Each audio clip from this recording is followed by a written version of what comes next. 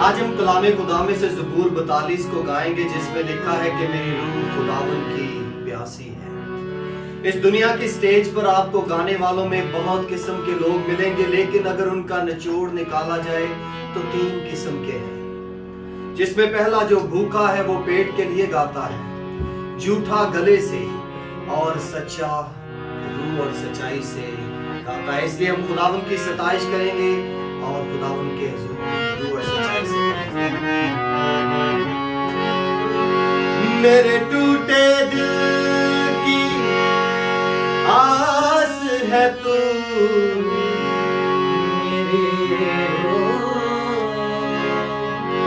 मेरी रूह खुदा की प्यासी है।